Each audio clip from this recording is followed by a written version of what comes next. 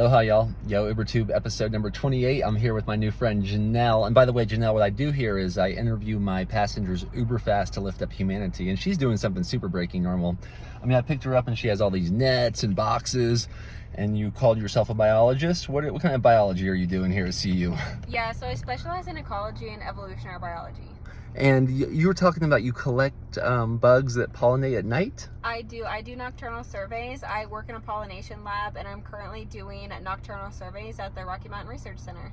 Wow. And then what is this research? What are y'all aiming to figure out?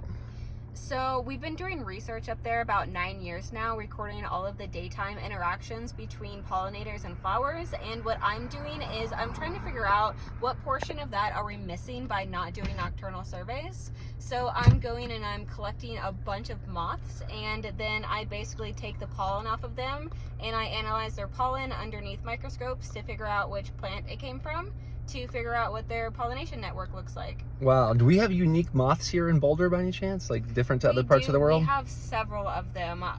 Pretty much every place has an endemic species, which is a species that doesn't naturally occur anywhere else, and we definitely have some.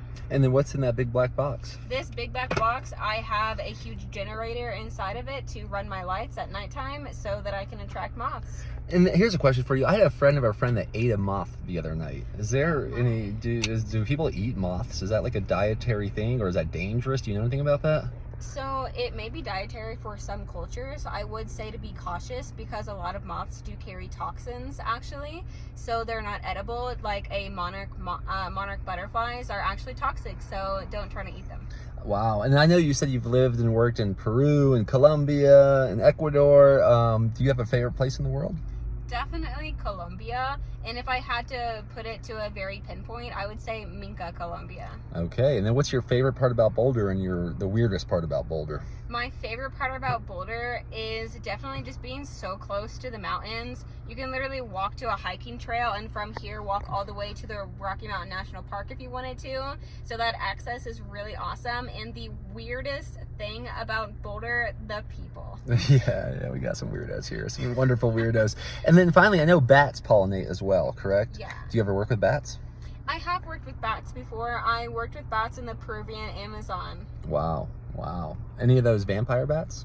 Yes, vampire bats and also fishing bats, which are actually the largest bats in the world, and they have these really huge feet that they come down and like grab fish out of the surface of the water at nighttime. Wow. Well, thank you for this enlightening quick interview. And do you have any words of wisdom for anyone that's watching? Like, especially if they might be interested in getting paid to travel the world and pursue their passion?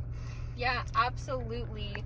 If there's something that you want to do, absolutely go and do it, but know that you're going to have to dedicate a lot of time to eventually get there. So while you're really figuring out how to get that to that place, you have a dream and you want to get there, don't give up halfway through, a quarter of the way through. It's not always going to work out the first couple of times, but you have to keep going. Keep going, keep growing, keep glowing. Thank you, Janelle, and thank you for breaking normal and doing all that research at night. I can tell you love it. It's inspiring. Yeah, absolutely. Thanks so much. I'll tag her. Take care, y'all. Peace in.